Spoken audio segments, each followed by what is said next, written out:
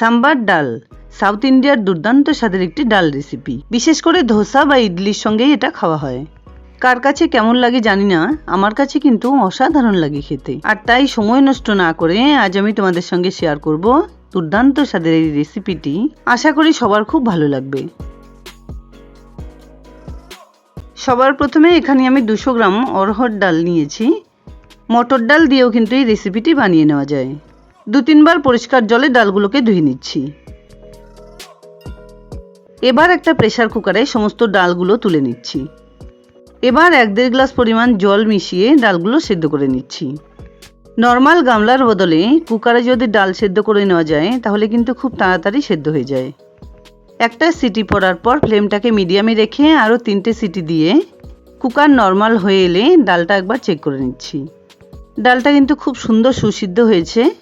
আর এখানে একটা বাটিতে 2 টেবিল স্পুন নারকেল কোড়া নিয়েছি, 1/2 কাপ তেঁতুল গোলা জল নিয়েছি।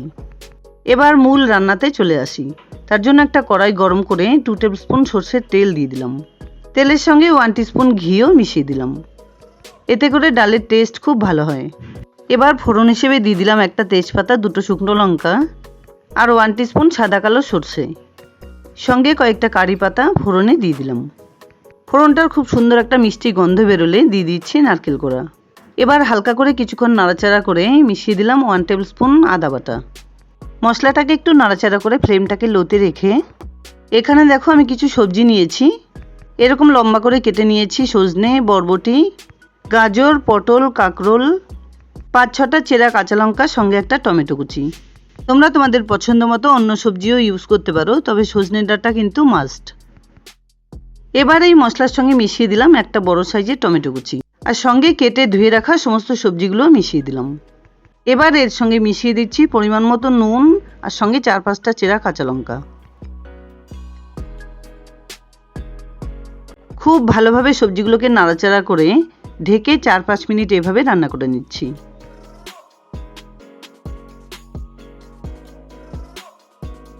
পাঁচ মিনিট পর ঢাকনা খুলে এর সঙ্গে মিশিয়ে দিলাম 1 টিস্পুন হলুদ গুঁড়ো আর সঙ্গে 1 টিস্পুন চিনি।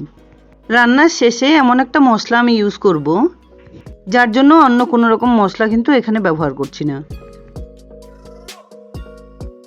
খুব ভালোভাবে সবজিগুলোকে নাড়াচাড়া করে একটু রান্না করে নেবার পর মিশিয়ে দিচ্ছি সেদ্ধ করে রাখা সমস্ত ডালটা। সঙ্গে 1 গ্লাস পরিমাণ জল কুকারে ঢেলে সেটাও মিশিয়ে দিলাম।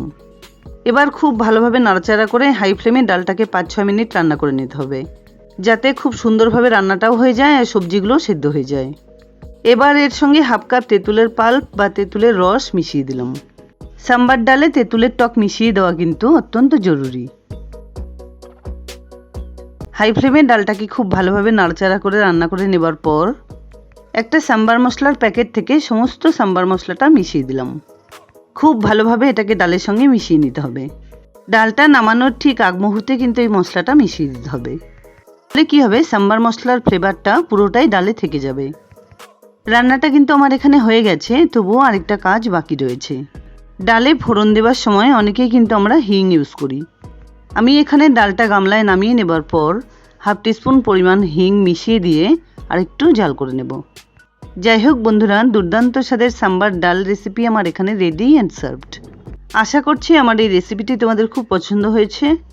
যদি এতটুকুও ভালো লেগে থাকে তাহলে প্লিজ ভিডিওটাকে একটা লাইক করো, শেয়ার করো ফ্যামিলি ফ্রেন্ডসদের সঙ্গে।